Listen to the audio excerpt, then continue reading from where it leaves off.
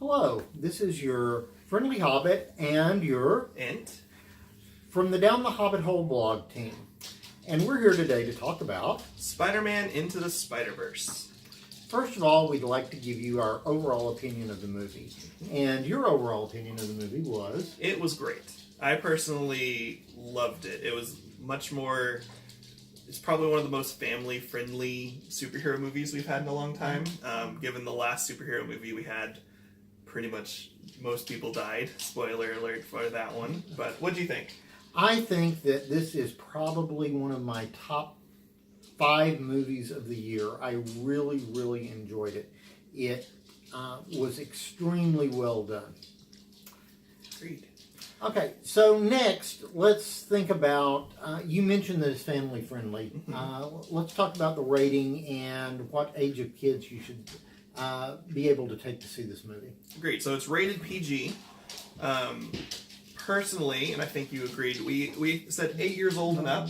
Yes. It's probably a safe bet. If you have a 6 or 7 year old who has shown large interest in superhero movies, if they've watched Avengers, they'll totally be fine watching this movie. But there is some scary scenes, there's some dark scenes, and there's a lot of, comic book violence. But it's very mild comic book violence Yes. Compared to some other movies. So, Agreed. and again, it is rated PG, and I agree. I think anyone pretty much 8 or above would be able to enjoy this movie. Yeah, and there wasn't cussing as far as we noticed. There wasn't any sexual innuendo. There wasn't anything like that would be questionable. Right. Okay, so looking at the movie, I thought that one of the major things that really impressed me was adolescence and growing up. We all know that adolescence is a rough time of life, and it can be rough not only if you're going through adolescence, and who would want to go through adolescence again? No. Neither one of us. No. It's also rough for parents. And this movie really deals well with what adolescents are going through, and also deals some with what parents are going through when kids are going through adolescence. I think it's worthwhile to see for both parents and kids, just to give you a little insight into that. And what would you say one of the major themes was? The major theme that even before I saw the movie, I figured it would be a big part of it was identity. To be fair, that's usually a theme within superhero movies, but even more with this one, because he is an adolescent, I think it played a really big part, because you see a lot of his story is him trying to figure out what he wants to be. He's in the very beginning, we won't get into spoilers yet, but in the very beginning he thinks he knows what he wants to be, but he's being pushed into a completely different direction. And so he's trying to figure out how to reconcile that. Right. And of course, identity has always been, from the very beginning, a key concept with Spider-Man, and the struggle to accept Spider-Man's struggle to accept his identity as a superhero. So in that way, that theme is very, very faithful to its origins as Spider-Man. And in fact, I would say one of the things that really struck me about this movie is its faithfulness to the overall characters, not just Spider-Man, but as we'll get to a little bit later, a number of other characters as well. And speaking of which, I think it's time to give them our spoiler warning. Yes, so if you haven't seen the movie and you don't want to hear any of the little nuances or big plot spoilers, this is the time to stop, go see the movie, and then come back and finish watching this. And we do hope that after you see the movie that you'll come back and listen to the other things that we have to say, and hopefully you'll agree with some of it, and you'll let us know that you agree with it, and if you don't agree with it, let us know that as well too. Favorite scene. So my personal favorite scene was the conversation, which we kind of alluded to, but we didn't go into detail because I'm going to do that now. So this is after all the spider heroes have tied Miles up in a chair.